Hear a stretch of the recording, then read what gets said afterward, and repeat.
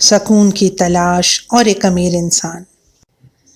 تیسرے روز وہ لڑکا جب اپنے استاد محترم کے پاس پہنچا تو استاد محترم نے کہا، اچھا چلو یہ بتاؤ کہ تم میرے پاس کیوں آئے؟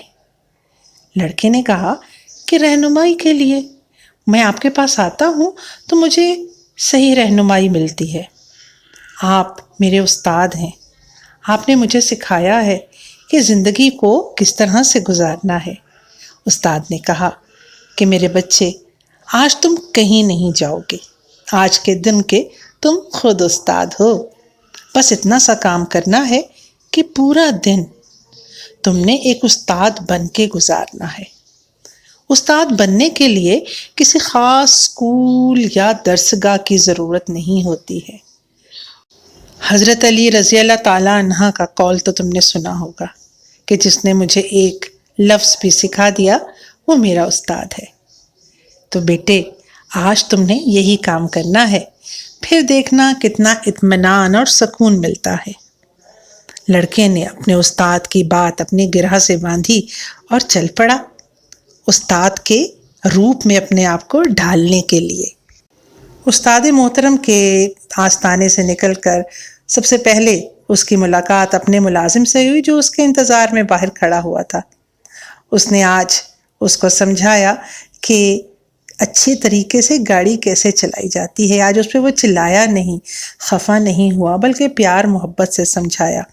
ایسا کرنے پر اسے اپنے اندر ایک اطمینان اور سکون محسوس ہوا۔ دفتر پہنچا تو وہاں پر بہت سے ملازمین اس کا انتظار کر رہے تھے۔ اس نے مسکراہٹ سے ان کے سلام کا جواب دیا اور اپنے کمرے میں آ بیٹھا۔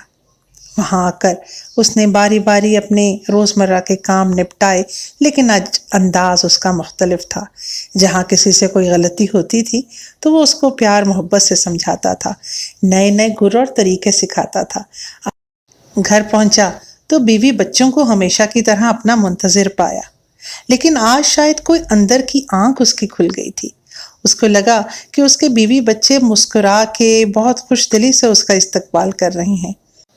اس نے اپنے بچوں کو اپنے پاس بلایا اور آج بیٹھ کر ان کے ساتھ گپ شپ کی اور ان کو وہ تمام گر سکھانے کی کوشش کی جو شاید اس کی زندگی کا نچوڑ تھے۔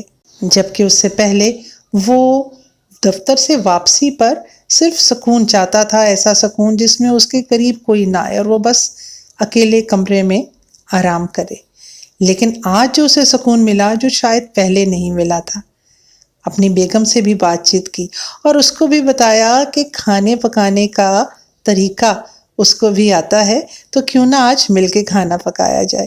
استاد محترم کی باتوں نے اسے سمجھا دیا تھا کہ گرو یا استاد کہیں بھی کوئی بھی بن سکتا ہے، اور آپ اس کے استاد بن جاتے ہیں جس کی مدد اور رہنمائی آپ کر سکتے ہیں۔ اپنے اندر ایک گہرا اطمینان محسوس کریں گے جب ایسا کوئی عمل کریں گے۔ اس کے لیے کوئی لمبی داڑھی اور لمبے بالوں کی ضرورت نہیں ہوتی، بس کچھ لوگوں کے ساتھ اچھا کردار ادا کرنا ہوتا ہے۔